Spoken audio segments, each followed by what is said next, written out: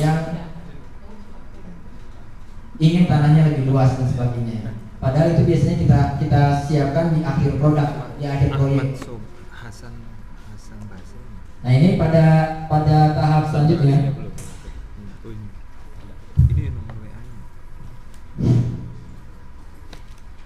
Ini kemudian tinggal memaintain aja. Oke, memaintain dalam artian kita lebih fleksibel menentukan harga, spek dan sebagainya. Ini dari sisi harga, itu penentuan harga rumah tadi ya. Ini berdasarkan harga. Itu sekali lagi ini ketika kita menentukan harga jual dalam rangka promo penjualan marketing, itu jangan sampai ada yang ketinggalan. Misalnya kemarin misalnya pajak itu benar-benar kita perhitungkan. Kalau misalnya ternyata pajak itu ditanggung konsumen, maka kita bisa mengeluarkannya dari budget kita. Tapi ketika pajak itu misalnya kita tawarkan free BPHTB misalnya, maka itu kita masukkan ke budget penjualan proyek.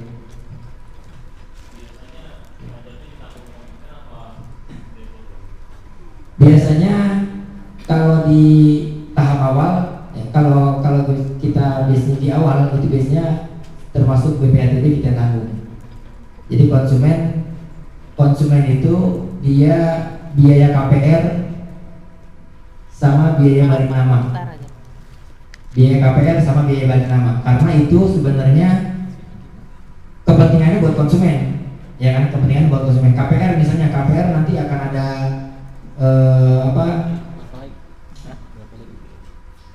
pretelannya, asuransi gitu kan. Jadi kalau KPR itu ada asuransi, biaya appraisal, ya, dan sebagainya. Itu biasanya sekitar 5-7% dari harga jual. Nah itu kalau kita tentukan kita masukkan ke harga jual, otomatis di awal kita sudah mengalokasikan itu di action plan-nya. Jadi yang biasanya yang kita tawarkan untuk harga itu adalah BPHTB yang kita tawarkan ya. Sebenarnya BPHTB juga itu pajak konsumen kan, karena kita udah ada pajak penjual kan. Nah BPHTB biasanya yang umum itu di pembeli, tapi karena gimmick marketing tadi biasanya kita masukkan di harga jual.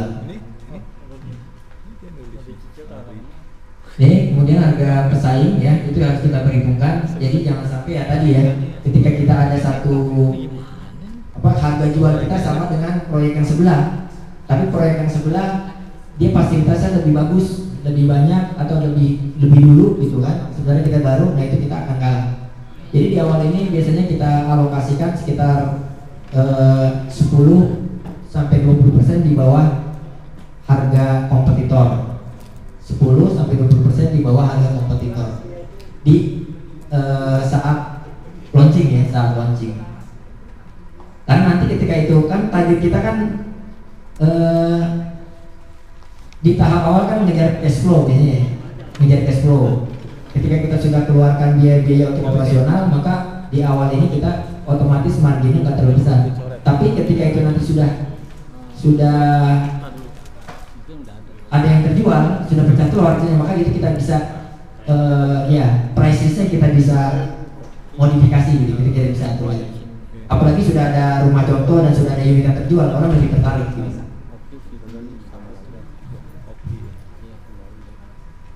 Target market, positioning ya. Jadi setiap ini kita tetap akan ada repositioning lagi, kemudian target laba. Ini untuk penentuan harga jual rumah. Jadi tetap terukur ya. Ketika tadi sudah dijelaskan atau kemarin ya, target laba kita sekian nih. Maka kita harus ketika unit di tahap intro maupun sampai mature tadi unit terjual itu kita tetap sisanya itu kita tetap bisa perhitungkan. Wah nih target laba kita tetap sekian. Artinya bagaimana mengaturnya. Jadi jangan sampai di awal ini kita benar-benar marginnya sangat kecil karena nanti kita kesulitan menjual untuk unit yang selanjutnya. Nah, ini taktiknya juga untuk tahap ini. Nah, ini ada istilah taktik. Pakai P tapi yang juga pakai P. Kayaknya ini nggak usah dibacain. Ini cukup gampang, ceritanya cukup gampang gitu ya. Yang jurus 16 derajat ini.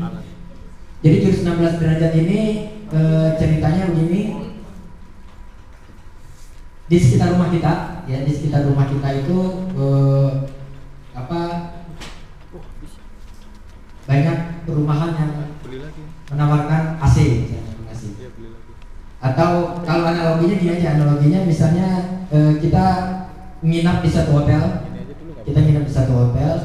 biar gampang gitu ya menggambarkannya. Yang dimaksud jurus 16 derajat ini, ketika ada satu kamar yang harganya sama nih semua, kamar hotel rate-nya sama semua gitu. Tapi ada satu kamar yang dia itu menawarkan AC-nya lebih nyaman, lebih dingin gitu ya. Lebih dingin dibanding yang lain. Yang lain standar misalnya 25, 30 gitu, 25, 28 gitu. Tapi yang ini ada satu kamar dia itu adem banget nih gitu. Adem banget nih.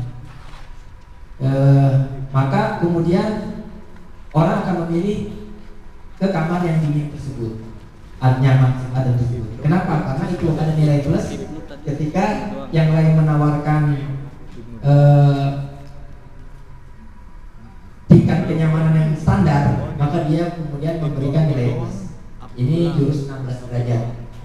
Jadi untuk harga, untuk strategi harga, kaitannya dengan strategi harga itu tadi, kita di tahap awal sebisa mungkin 10-20% di bawah harga kompetitor kita.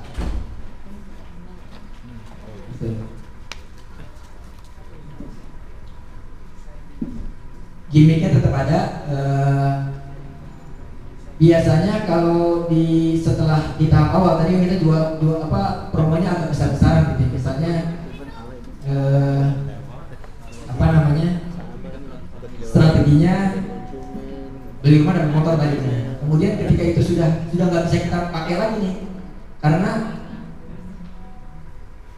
kita udah menekan harga cukup jauh gitu kan. Kemudian apa yang selanjutnya di fase ini, di fase pertumbuhan itu bisa kita tawarkan. Nah, contohnya misalnya terkait dengan skema KPR. KPR kan ada standar KPR itu kalau rumah tipe di bawah 70 itu 20% ya DP-nya 20%.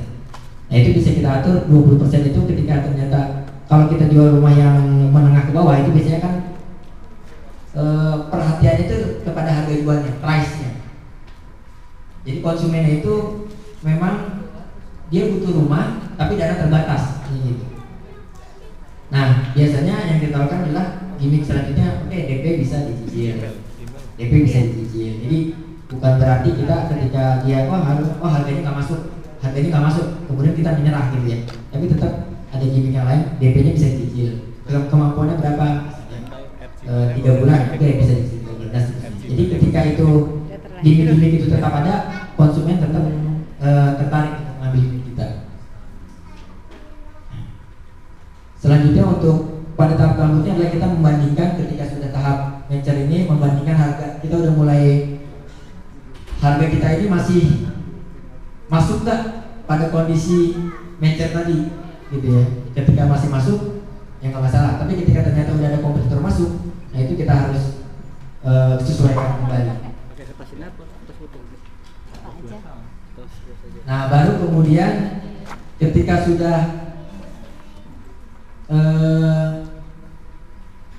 masa venture sudah lewat, katakanlah proyek kita udah mau akhir proyek nih, sementara kita sudah ada perjanjian dengan investor yang tadi kita bahas tentang perjanjian investor dan sebagainya, itu harusnya sudah saatnya tutup proyek atau bagi hasil dan sebagainya. Nah itu kita bisa terapkan di yang di awal tadi, pecah telur itu dalam bentuk diskon. Tapi sekali lagi selama cash flow proyeknya tetap terjaga, tetap aman, tetap aman. Ada juga kadang kita tawarkan ke flipper gitu ya. Misalnya kalau ke flipper ya biasanya kan kalau tahap setelah tahap macet kan biasanya rumahnya udah ready ya, karena kita sudah ada cash flow kita itu sudah ada dana untuk membangun unit rumah berikutnya gitu ya. Biasanya di situ kita menawarkan harganya itu misalnya beli dua misalnya itu harganya kita turunin ke lima, tapi diskonnya misalnya diskon 20% tapi ngambil 2 unit dan sebagainya, tergantung sisa unitnya. Jadi biasanya kita tawarkan untuk para flipper kan kadang banyak juga orang yang flipper ya, ketika dia nyari rumah murah dia jual lagi gitu. Ketika dia tertarik dengan harga yang rumah di bawah pasaran, nah itu dia. Tapi unit kita aman, maksudnya kita udah bisa menjual sisa unit kita. Oke. Nah ini untuk penentuan tempat. Tadi kita udah di tracing. Yang pertama efektivitas tepat sasaran ya. Target sasaran yang paling banyak berada. Jadi ini saya ngambil contoh kebetulan Aras Pro juga masuk ke grup market. Jadi kita selain develop, kita juga ada kerjasama dengan developer yang lain untuk memasarkan unit. Nah itu ini untuk tempat ini kita ambil contoh yang di Kelapa II. Itu ada perumahan Pondok Nurul Fikri. Nah dia itu punya strategi ketika harga rumahnya menengah ke atas, ya. Harga rumahnya di atas 1 M. Otomatis kan targetnya itu kelas menengah gitu ya, kelas menengah. Maka dia salah satu strateginya adalah dia kemudian mencari konsumen. Ya. Dia marketing infosnya nggak banyak, tapi dia kemudian mengundang agent, mengundang marketing freelance, diajakkan gathering, kemudian dia kasih fasilitasi dengan acara-acara pameran expo. Nah, kira-kira di Depok tempat yang cocok untuk menawarkan unit perumahan yang harganya tadi menengah ke atas 1 M ke atas itu di mana? Margo City, betul, Margo City. Jadi di situ dia dalam 1 tahun ini aja dia udah ada sekitar 4 kali. Jadi dia sekitar 2 sampai 3 bulan itu buka pameran di situ. Buka pameran. Tadi seperti singgung juga ya, kemarin ya. Budgetnya padahal sekitar 30 jutaan selama 8 hari. Tapi itu efektif. Setiap pameran dia berhasil menjual sekitar 5-10% unit. Unitnya ada sekitar 150 awalnya. Jadi udah sekarang ini terakhir ini kondisi dia mau tinggal 10 unit, sekitar 10 unit. Ini besok mau ada pameran lagi. Nah itu dia menyasar tempat tersebut itu bukan timnya sendiri yang jualan, tapi agen-agen. Nah ini salah satu efektivitas tempat ketika kita memilih tempat, lokasi proyek rumah kita itu segmentasi konsumennya sudah jelas, maka di mana kita akan open. Contohnya waktu yang di Bogor Asri, Cibinong, itu karena harga rumahnya menengah ke bawah, 13 jutaan, itu kita waktu itu di kebetulan mall yang dekat itu Cibinong City Mall dan dekat dengan Pemda. Nah Pemda kan PNS gitu ya, PNS kurang lebih targetnya yang masuk lah untuk PNS. Dan benar waktu itu yang pertama kali terjual itu adalah ke PNS. Artinya segmentasi pasar itu di awal ketika kita mau menjual ini kita harus sudah tentukan ini segmentasi dari sisi kemampuan ekonomi. Yang kedua, tempat mereka kumpul di mana? Gitu.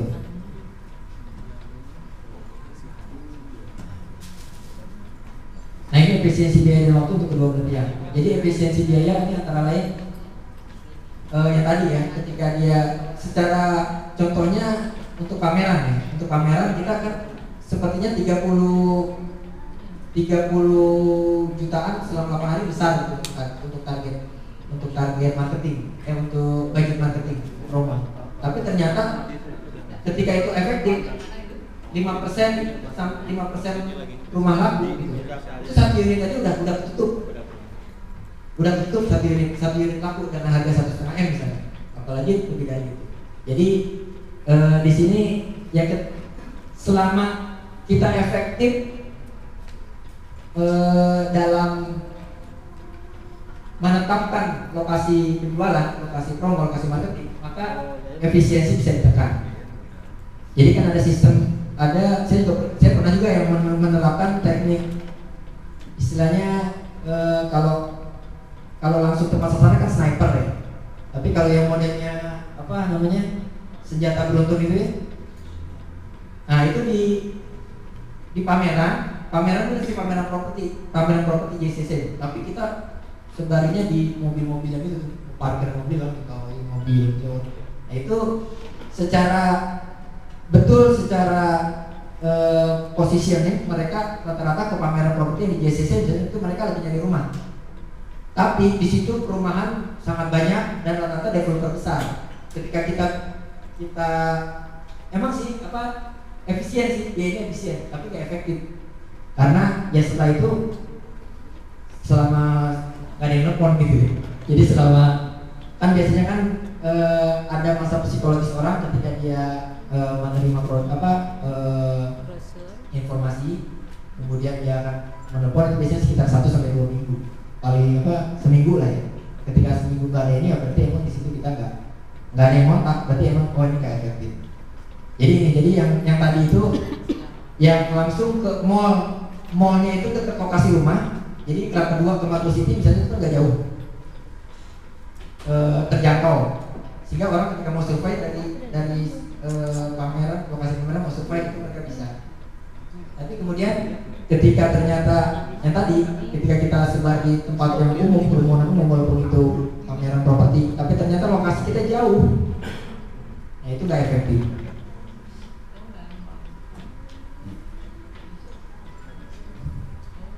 Jadi di sini strateginya yang di tahap awal ini langsung ke pembeli. Strategi pemasaran langsung. Jadi benar-benar kita biasanya ketika kita tim marketing kita terbatas, kita strateginya langsung dalam arti nanti ada marketing online juga ya, ada marketing online dan sebagainya. Baru biasanya di akhir itu dia baru pakai agent. Tapi tadi nggak menutup kemungkinan ketika ternyata di awal kita punya koneksi ke agent, itu bisa digunakan. Gitu. Nah, promosi secara unik dan berbeda supaya awareness daya ingat di konsumen itu tertanam lebih cepat. Karena keterbatasan budget. Jadi karena keterbatasan budget ini biasanya ya tadi ya kita misalnya ketika kita menawarkan unit rumah yang kita tawarkan itu kira-kira yang dia ingat dari situ tuh apa gitu. Ada satu value lah, satu value. Misalnya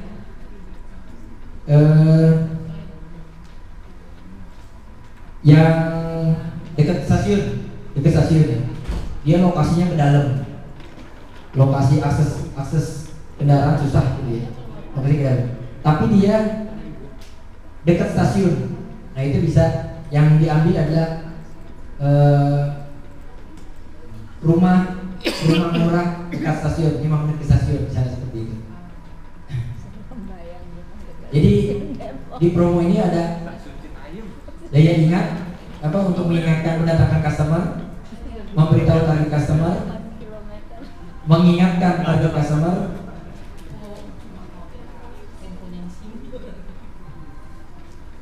yang mana di tahap awalnya kita benar-benar ketika kita overview ada dia ingat produk kita. Oh kalau ke Bojonggede mereka ingat oh Bojonggede itu ada itu Sawangan aku oh itu ada Sulat Bayang di situ. Nah jadi istilahnya ketika pemain di sana belum banyak ya pemain belum banyak misalnya yang mau marketing promonya, maka kita sudah ada misalnya bagaimana biar identik Sawangan Arko itu dengan Sulat Bayang misalnya, padahal Sulat Bayang agak Sulamandi kita ada Arko gitu ya, agak Sawangan gitu ya. Ofensif promonya benar-benar ofensif, semua tools digunakan ya, tools marketing ada yang langsung ya, spanduk, banner, kemudian brosur itu ofensif, maksudnya kita benar-benar tools yang bisa kita gunakan, termasuk online juga. Kemudian selektif di tahap manajernya, dan baru terakhir intensif setelah masa manajernya tadi.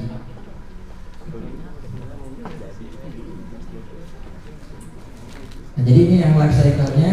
Nah ini gambarannya seperti ini. Ini ringkasannya ya. Jadi mulai dari segmentasi, targeting, positioning, produk. Nah di situ ada strategi pada tahap introduction tadi.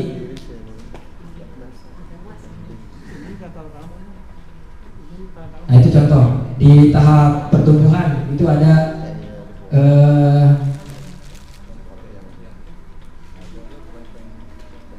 ketika produk kita di tahap pertumbuhan masih kurang laris, nah itu bisa kita tawarkan hadiah taman, gitu kan? Itu salah satu gimmick juga, hadiah taman.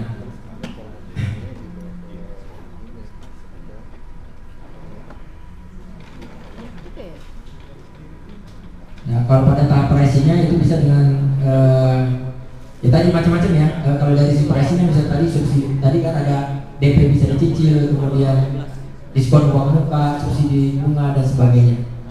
Kemarin itu ada satu perumahan juga yang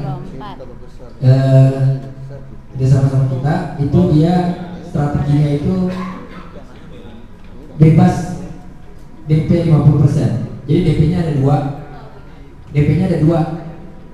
DP 1 sama DP 2. Harga rumahnya sekitar 300 jutaan, tapi banyak ratusan. Harga jualnya 300. Berarti kan kalau 2 kali DP kan DP-nya kan 20% kan berarti 60 juta ya. Ya 60 juta. Nah, dia subsidi DP-nya itu sekitar 50% ya. Jadi DP-nya cuma 10%. DP-nya cuma 10%. 10%. Jadi cuma 30 juta. Nah, 37-nya itu dia subsidi. Terus pengaruh ke harga jual? Nah kan harga jualnya udah kita tentukan di awal. Jadi misalnya di bisnis plan kita pada saat penentuan harga jual ini rumah yang kita tawarkan itu harganya sekitar 250 juta, 270 ya, 270. Maka ketika kita tawarkan di angka 300 juta, tapi diskon DP 30 juta, itu lebih menarik mana? Gitu kan? Konsumen kita ini masih tertarik dengan diskon. Jadi 30 juta diskon 10% lebih menarik daripada 270 juta tanpa diskon. Bisa dicoba nanti. Ada lagi ini di non property ya. Itu kemarin ada ini saya belum terapkan di properti, tapi ini kayaknya menarik juga nih. Jadi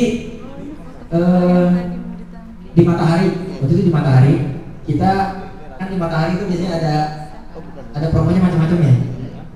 Matahari Department Store itu ada yang 50 plus 20 ya, atau diskon 50% ditambah lagi 20%. Itu beda dengan 70% ya. Nah ibu-ibu udah tahu, ibu-ibu pasti tahu gitu ya. Jadi 50 plus 20% itu bukan berarti diskonnya 70%. tapi 50% diskonnya dulu.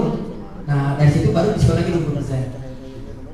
Nah yang menarik kemarin itu adalah ketika ada satu tanda, misalnya yang tanda biru ya, itu kita dapat bonus 50.000. Nah 50.000 ketika kita beli, benar kita dapat diskon 50.000. Kemudian kita dapat slip voucher 50.000 lagi. Kalau kita mau pulang, masih sayangnya vouchernya 50.000 gitu kan. Kayaknya gimana gitu kan, 50.000 kita yang barang-barang yang 100.000 aja. Kemudian misalnya kita ambil lagi nih, berarti kan harga yang 100.000 kan karena ada voucher tadi cuma 50.000. Begitu kita beli, ada lagi produk yang kita beli, kita lagi diskon 50.000. Jadi itulah untuk repeat order. Ini strategi repeat order. Mungkin silakan mau menerapkan di rumah, cuma ketika kita misalnya berarti kan kita ketika tadi ya ada diskon, kemudian setelah diskon seakan kita kasih voucher, nih dapat voucher lagi diskon 50 juta. Itu bisa jadi dia akan tawarkan ke yang lain, gitu. Bisa dicoba, tapi saya belum coba. Mudah-mudahan nanti di proyek berikutnya bisa dicoba. Oke, sampai sini dulu. Ada yang ingin bertanya atau mau sharing di seputar marketing and sales? Lanjut ya. Oh iya.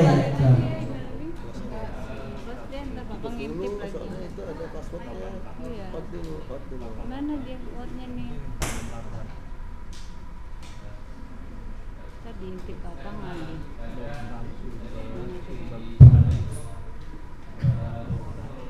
Di kelas aja ya. Saya sering baca, tapi rupanya kemarin 2 hari yang lalu saya kolaborasi di posting, justru itu jadi kendala karena itu dijadikan sebagai bukti dan dikejar oleh pajak. Gitu. Terima kasih. Ya. Ya jadi itu jangankan itu Pak, ada juga pernah lihat unit tidak ditawarkan karena sudah sold out saat launching. Ada juga itu. Jadi itu sepengetahuan saya itu biasanya dia ketika dia kalau emang itu benar maksudnya benar sold, yaitu urusannya dengan pajak gitu. Tapi ketika itu sudah betul, yaitu tadi nggak perlu kita, berarti kan penjualan kita itu di tahap apa Pak? Dia penjualannya di tahap apa? Di awal langsung sold 60%. Ya. Di satu sisi itu prestasi ya, prestasi artinya dia 50%, lebih dari 50% unitnya udah terjual di tahap awal. Tapi kita lihat dulu, bisa jadi pertama dia ada booking fee aja, baru booking fee, atau istilahnya juga ada NUP. NUP itu nomor urut pesanan. Jadi ketika dia sudah mengambil baru NUP biasanya sekitar 5 juta atau booking fee gitu kan. Itu di database developernya misalnya atau marketingnya itu sudah sold. Padahal booking fee nggak menjamin unit sold gitu. Itu yang pertama. Nah yang kedua, itu strategi biasanya untuk memancing konsumen lain biar ngambil, karena wah ini berarti unitnya laku nih, ambillah daripada kehabisan gitu ya, daripada habis. Artinya dalam waktu launching aja sudah 60%, berarti ini unitnya nggak banyak lagi gitu. Tapi yang kalau kaitan dengan pajak itu bisa jadi itu otomatis yang sold 1 unit 1% ataupun 60% kan sama pajak nggak ada apa, udah ada anggarannya gitu, udah ada budgetnya, jadi nggak masalah pajak selama ya kalau kita di sini ya kita kan tadi di saat perjanjian saat bahas kerjasama kan kita bagaimana biar proyek yang kita tawarkan itu benar informasinya harus betul, informasi data, informasi produk, maksudnya kita nggak membohongi customer. Itu yang kita tetap jaga, karena ketika saya juga pernah ketika ternyata dia bilang Pak ini rumahnya tinggal 2 unit gitu kan, tinggal 2 unit pada saat datang, tapi begitu besoknya kita tanya ke developernya ternyata itu cuma bahasa marketing doang, dia masih banyak. Artinya tingkat kepercayaan orang pembeli ketika dia tahu wah ini kemarin cuma buat narik doang. Itu makanya bedanya sales sama marketing. Kalau sales kan fokusnya closing gitu kan. Fokusnya jualan. Tapi ketika kita pada tahap proses marketing, bahwasanya selain penjualan itu bagaimana nih konsumen kan dia bisa aja mengajak, menginformasikan dan sebagainya ke orang-orang terdekatnya. Itu yang harus kita jaga. Jadi kalau yang tadi itu sah-sah aja selama informasinya benar gitu. Selama memang unitnya benar-benar sold 60%. Soldnya itu benar-benar sudah akad ya. Sudah akad, misalnya sudah akad ataupun DP-nya sudah lunas. Tapi kalau sekedar baru booking fee, baru NUP, itu saya belum bisa bilang itu sudah sold. Maksudnya informasinya nanti malah kayak jadi bumerang buat kita. Oke, ada lagi? Ya.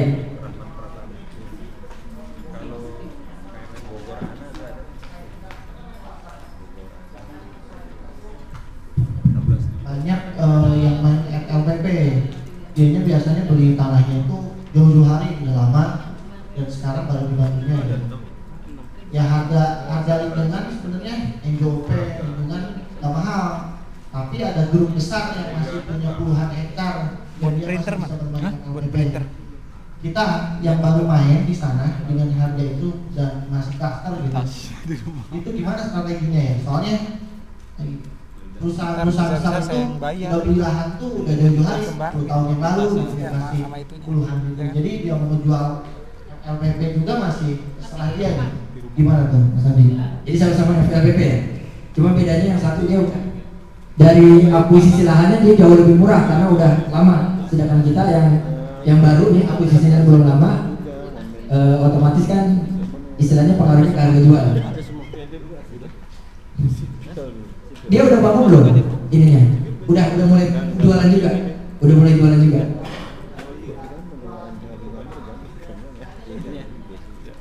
Oh iya.